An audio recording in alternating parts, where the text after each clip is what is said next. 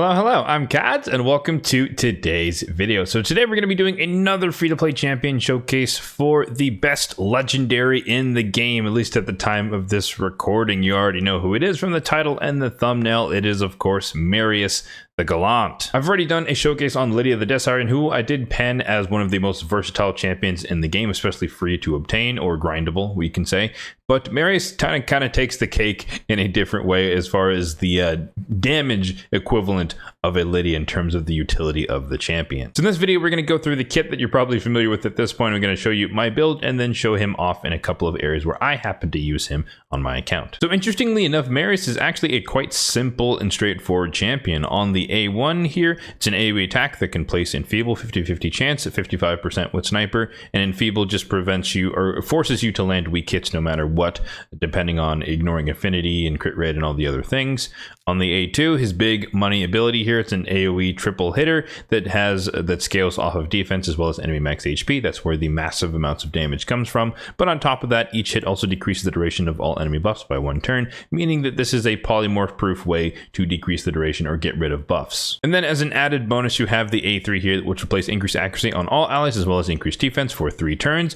It will place a stun on the enemy with the highest turn meter, and then it will grant him an extra turn, which usually leads into the A2. This is on a 4-turn cooldown. But if all of that wasn't enough for you, his passive is that he's also fully immune to turn meter reduction effects and decreased speed. And moreover, whenever an enemy attempts to decrease his turn meter or change form, in the case of a mythical champion, he'll counterattack with his default skill, meaning that there's a decent chance that he can hit you pretty darn hard. He has decent multipliers, or he can place Enfeeble on you, thus you won't be able to do anything. And Enfeeble does work in the same way as far as placing debuffs. You can't place them because you're weak hitting, so it can get rid of nukes, it can get rid of debuffs, it can get rid of CC and control, so it's a very, very powerful debuff when it does land. However, when compared to the A2, this is polymorph proof, but Enfeeble can most certainly get you polymorphed in PvP situations. And then the icing on the cake here is that he does have a nice chunky defense in all battles, or up by 35%. So how do I have my Marius built on my account? I do have him in a pretend this is a 4-piece feral set and a lethal set. That is my ideal combination. But of course, if you're looking for a standard build for Marius in terms of PvP, you're going to see him in a lot of Stone Skin and Savage. That's more Endgame, but nonetheless, that's where most people are going to go towards, or just Stone Skin or just Savage, depending upon your gear and the quality thereof. And then the more endgame PvE Mariuses, you're probably going to see them going towards 9-piece Slayer. The logic behind my particular build on my account is that I wanted him to still have the Savage set, but I wanted him to kind of be somewhat of a flexible champion that I could run into an Armons, and so that if I have the 4-piece Feral set on him, we get the accuracy and the speed, of course, but most importantly, we get the block debuffs, meaning that we won't be stunned, and then his passive comes in, and he cannot, an Armons cannot decrease his turn meter. Obviously, he could still be sheeped, so that's unavoidable, but at the very least, we'll get a free counterattack because we're going to have block debuffs up, unless he starts off with an Armon starts off with the A3, in which case then he doesn't suck all the turn meter away from everyone else, which would be good for me either way. So that's the intent behind it, but I just don't happen to have the gear pieces at the moment to pull it off. In the meantime, though, I do have him in double reaction, and we'll come back through all the gear pieces once we show you the total stats on this current build. So almost 50,000 on the HP, 5.2k on the defense, 273 on the speed, full crit rate, 260 on the crit damage, and then 358 on the accuracy. So clearly he's definitely built more like a nuker. We're trying to get as close to, if not beyond, the enemy max HP cap so that he can always max out his damage. And then I also wanted him to have enough accuracy that with increased accuracy in his kit, he can reduce the duration of buffs up and through all the way through Ultra Nightmare Chimeras is kind of the thought behind it. And of course, he's relatively on the fast side as well. So in terms of the gear pieces, we have a defense banner with some speed and some defense. I have a feral crit damage amulet with some terrible substats, but it's crit damage and it's feral. And again, the goal for me is to have him in 4-piece feral eventually. Reaction on the ring, defense with defense, not the best, but it is reaction. Ideally, the feral ring would come into play because the banner is pretty darn juicy and going to be hard to replace. We got speed on the boots with crit rate and some defense and some accuracy. We've got defense on the chest with speed and crit rate, a little bit of crit damage. We have these amazing feral gloves that are speed, crit rate, rate, accuracy, and flat defense. I wish that was defense percentage, but beggars cannot be choosers. On the shield, we have accuracy, speed, crit rate, and some defense. Perfect stats for him. On the helmet, we have a feral helmet, a triple speed, double crit rate, amazing piece, one of my best, and accuracy and crit damage as well. And then the weapon, kind of leaving a little bit to be desired there, but speed, crit rate, crit damage. So just good stats for him overall. All right, so now let me show you some of the areas where I use my Marius in. Obviously, as we mentioned at the beginning of the video, he can be extremely versatile, meaning you could use him just about everywhere. But to me, it feels a little bit kind of boring to just run him everywhere and it reworked every single dungeon team to include him in. He is a powerful champion, I will definitely acknowledge that. But I kind of like having, you know, the poison team for dragon, the burn team for ice golem, the fire knight team with the freeze and all that stuff, instead of just having Marius destroy everything. It's a personal preference, but no judgment if that is how you choose to incorporate Marius into your roster here. But yeah, I use him in, you know, potion keeps for speed farming. I use him as one of the DPSs in Minotaur, but more importantly, he's come into my Sand Devil team as well as my Phantom Shogun's Grove team. So we'll showcase both of those because they're fairly quick runs, as you can imagine, with the Marius being on the team. So stage 25 is where we're going to show off. I do have the luxury of having a Siphi, a Chimera, and a Newt, so we can do a reset thing and have the double enemy max HP triple hitters between the both of them. And then Riho is the debuffer in the squad. So let's go ahead and run this team. You get to see it in action. It's pretty straightforward. Irresistible Sleep from the Siphi. We have the Riho placing all the debuffs. Marius takes his turn. 1, 2, 3. Triple hitter. Newt goes in. 1, 2, 3. So that's 6 hits of enemy max HP. We boost up with Siphi. We reset with Chimera. And then we do it again. Pretty darn pretty darn simple and straightforward. And sometimes Soul Reap can proc and finish the kill after Marius goes again, depending on the War Master hits from other people, or Newt can come in there and finish it. So between the both of them, obviously we have 12 hits of enemy max HP. It's capped at 10%, but we have enough hits that we're going to kill the boss no matter what, 100% of the time. For the Phantom Shogun's Grove, we have a fairly similar style team, but oriented to deal with this particular boss's mechanics. So we have a Whisper in the mix as one of our primary DPSs. We have Marius doing his thing, while Master Tharian's our other enemy max HP hitter. Riho is still our debuffer, but he's also the cleanser for the Enfeeble out there. And then Tolf the Memed. What on earth is this guy doing outside of the vault? But he is our Enfeeble tank. He has the highest crit damage on this team, and he also cannot crit on his A1, therefore we don't have to worry about him increasing the stacks of the Phantom Shogun's Grove. So let's go ahead and run this team as well. Now, if I had to be honest, ideally, or at least my goal is to kind of copy HH Gaming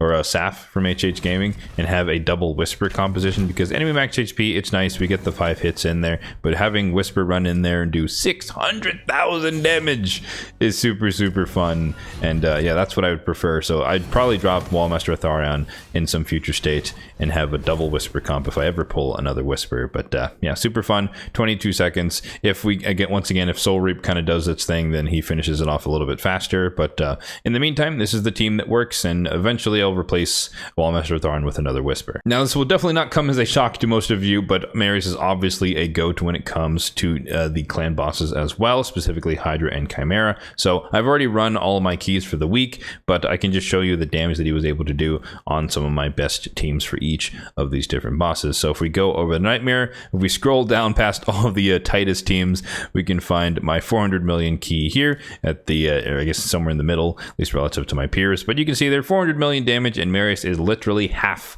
of the damage. So a whopping 217 million damage out of the 410. Obviously, Lammasu and the team resetting him. He is first in the slot, trying to kind of force her to focus on him, but she does whatever she does, honestly, when it comes to resetting people or cleansing people.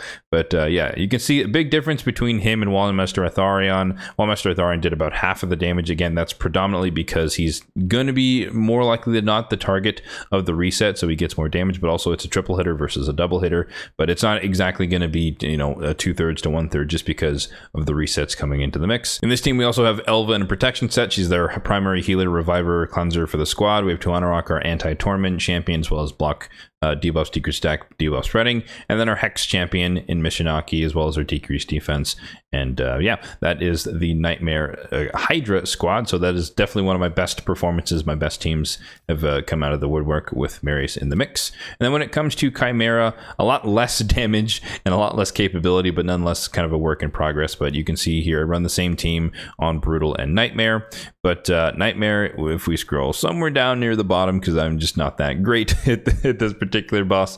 But yeah, you can see here doing the bulk of the damage here on my Nightmare run. Same thing, we have Elva in the mix for protection, or in a protection set. We have Lydia as our debuffer, Nekmothar as our Energizer Bunny. He's in Relentless and Impulse. And then Marius coming in primary DPS, and Harima is the secondary DPS. I changed the secondary slot depending on the affinities of the bosses. So this rotation, I think, gets like Void and Force.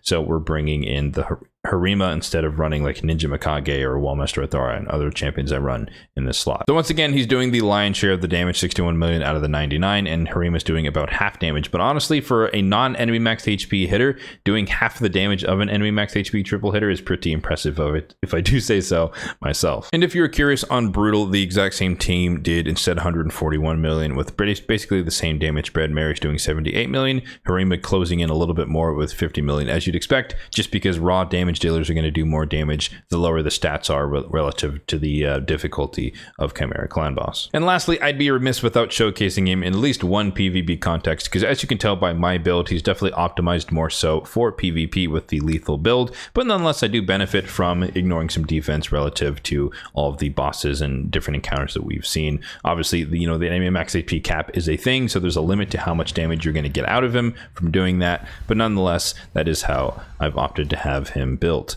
So let's see if we can go first. Oh, no, I guess we don't go first.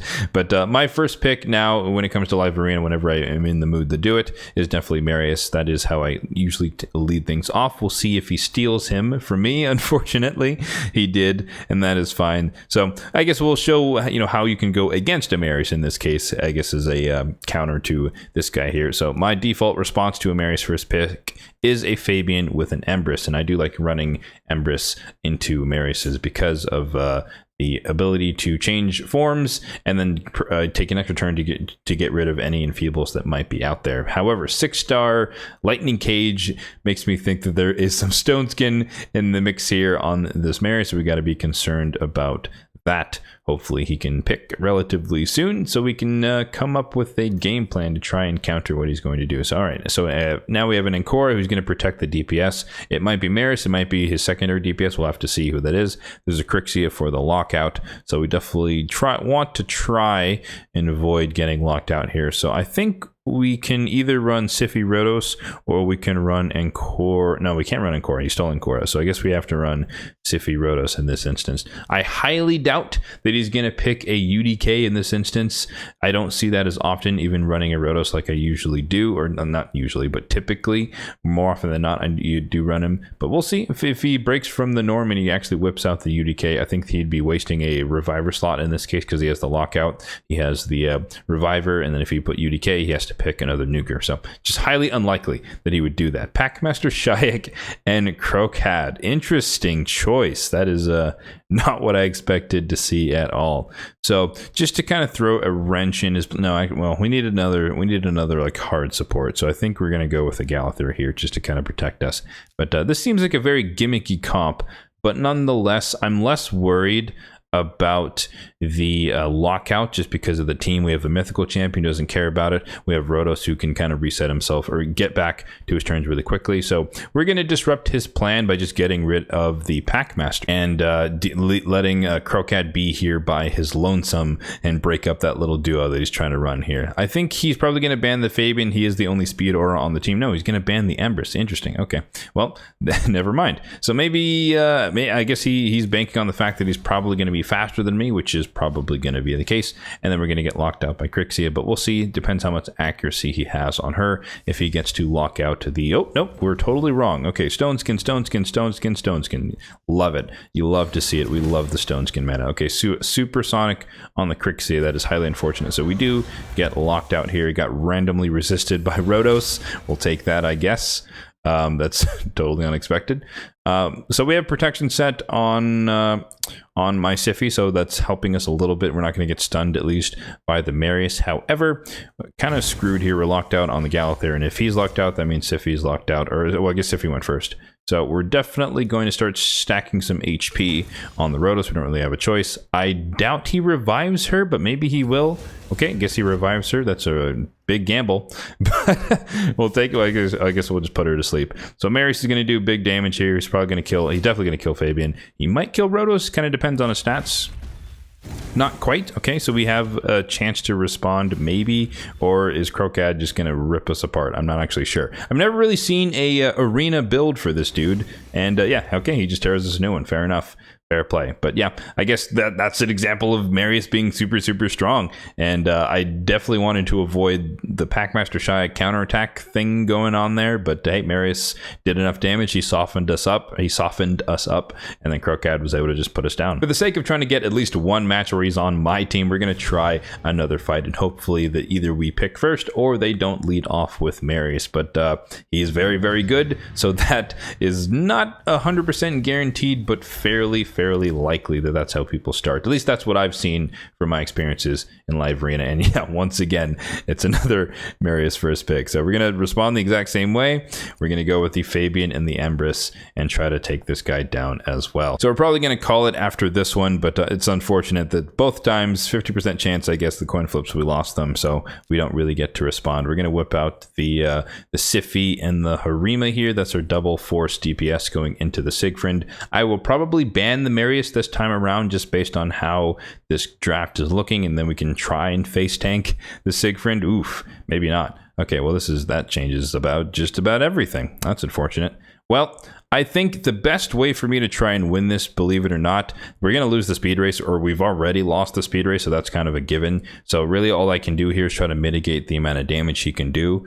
And so we're going to whip out the Gallant once again. We're going to ban the Marius, and then we're just going to hope and pray that somehow we can tank the Siegfried. Although if I were him, because he knows he's going first, I would ban the Harima as expected. That way he knows he can probably just one-shot us and then we just die instantly. So that's probably our fate here. So maybe I should have anticipated that a little better and actually banned the Siegfried, kept the Marius in because he was going to ban the Harima, and maybe we'd have a little bit more of a response without that. But honestly, Armand's Shogun Arbiter, triple speed, we're kind of SOL to begin with, if I'm going to be honest with you. I almost drafted a Torment here, but that would have been a little bit more dangerous as far as having only one Reviver. That would have been a lot more enticing for them to ban. Unfortunately, there we didn't get to cut in there. I do have Supersonic on my Gallant here, and I hope that maybe we have a chance. He boosted us enough. Armand's is going to try and sheep. I don't know who. Let's see who he's going for. He's going for the Siphi. You get resisted there. And then Siegfried takes out Fabian, and we all die. Yeah. Easy clap. Okay. Well, that was dissatisfying. We'll try one last time. This is the last time, I actually promise. Hopefully we can get Marius on my team and we can see what my Marius can do in live arena. Or maybe Orange Jesus will just be on our enemy side and we're just never ever going to get to use him on offense today. Okay. Well, Orange Jesus is definitely not with us today, unfortunately. Hopefully he doesn't pick Marius, but most likely we're going to see another... Oh, no. Okay, he did not pick Marius. Sweet. We have an opportunity. So I'm going to go with the Arbiter and my Marius, and then we can try and deal with the Commodus that is going to be very, very deadly very shortly here. So Empress, Gizmax. So triple DPS. Interesting. So I don't know if he's conceding the speed race here, but we're going to go with the Siphi. Ideally, if we go first, we can protect ourselves from the bombs and whatnot, so we have to worry about that a little bit less. And honestly, at this point, I think I can just kind of flex with the bombs and see how he responds to the threat of Marius removing the stone skin that I presume to be on his team, or just bombing through the stone skin if he's going to go with the slow route here. Maybe he's going to whip out some speed champions here at the end. Let's see what this guy does. Looks like Nell and a Siegfried. Interesting draft here. Definitely, if you're not running a Reviver, this reeks of Stone Skin. We're definitely going to get rid of Nell because we have a lot of buffs and terminafills and healing and all that stuff. If I'm him, I'm probably going to be banning the Nishak here. So we want to try and deal with or get around that as well. And my first thought is to double down on the bomb. So we're going to go with Gaius and Nishak. That way there's nothing he can do. One way or the other, he's going to get some bombs on him. If I were him, though, I would probably ban Nishak here, not the Gaius, and hope that we get a weak hit on Empress or something like that. Oh, no, he banned the Siphi. Interesting choice. So maybe he has some feral gear in the mix here that I'm just walking right into, or he has some weird gimmicky thing. Definitely banning the Siffy makes me think that he's dependent on the Gizmac to try and, you know, turn around and kill me before I'm able to do anything, because now we don't have a way to block the decreased defense. But ideally, we set it up such that that can't happen, because we're just going to put bombs on everyone. But again, there could be some feral sets, could be a feral Siegfried, could be a feral, well, I mean, probably was a feral, what's her name, Nell, but we don't have to worry about that. So in this case, I think we're just gonna do this, and we're gonna let's see if we can actually kill Siegfried here. If we can proc his pass. No, he got reaction procs. Unfortunate. Yeah, I was gonna say there's a chance that you can if you kill Marius, or if you kill Siegfried within the first 2 hits, then you have a chance to actually remove the block damage and then finish him off with the 3rd hit. But it doesn't appear that that's going to be the case here. At least we get decreased attack on the Siegfried there. He's going to survive because we do decrease the duration of the bombs, but ideally he won't be able to one-shot us here with decreased attack. Oh, never mind, we lied. Okay, he just killed everyone. And we lose. Unfortunate. Well, not our day today. We at least got to see Marius in action, but yeah, this is live arena. This is tough. This is Endgame Gold 4 live arena. So Marius is not an auto win button unless you're the enemy, apparently. Well, you know what? I know exactly why we lost, because I didn't actually finish showing you his entire build. I forgot to mention the relic. I do have one of my cat's gazes on him, level 5 or 5-star cat's gaze on him. So we're trying to ignore a little bit more defense against targets with higher max HP. And then his masteries are kind of optimized for as a debuffer stroke nuker as far as that is concerned. So the support tree, getting a lot of the accuracy stuff, lower steel for the stats, sniper to increase the chance of enfeeble on the A1, master Xer to potentially place a 2-turn enfeeble on the A1, and the offense tree, a pretty unique route, I would say, but we're trying to come down to cycle of violence because that can reduce the cooldown of the AoE. It's a triple hitter, even though it is capped at 10%. Getting 3 hits at 10% does count as 30% of the target's max HP. Therefore, you can get a reduction of the cooldown there. And then we're hugging the entirety of the left-hand side, ultimately ending on Helm Smasher through Methodical, because of course you're going to be using a lot of his A1s, and then Helm Smasher, of course, to ignore as much defense as possible. So in terms of other areas of the game, where can't Marius be used is a better question, but you know, we showed him off in a couple of dungeons. Obviously, he can be used in all dungeons. Faction Wars, he's definitely strong. He can be the DPS, he could be a little bit of CC, he could be a buff management tool. We showed him a little bit in the arena to my own chagrin. Clan Bosses, he rocks. Doom Tower, he's going to be great. Curse City, he's going to be great. And Clan Siege, of course, he's going to do wonders. So basically everywhere in the game is where he's going to be useful. And with that, that will conclude the free-to-play champion showcase for Marius the Gallant, the most powerful legendary in the game, who is free to obtain. Let me know in the comment section down below if you have achieved your Marius yet on your account, and if you do have him, let me know how you have chosen to build him for your purposes on your account. As always, if you did find this video helpful, then be sure to hit the like button down below. It really does help out the channel, and feel free to hit the subscribe button down below as well, if and only if you're enjoying the content overall on this channel, for more content just like this one in the future. Thanks for watching, and have a good one.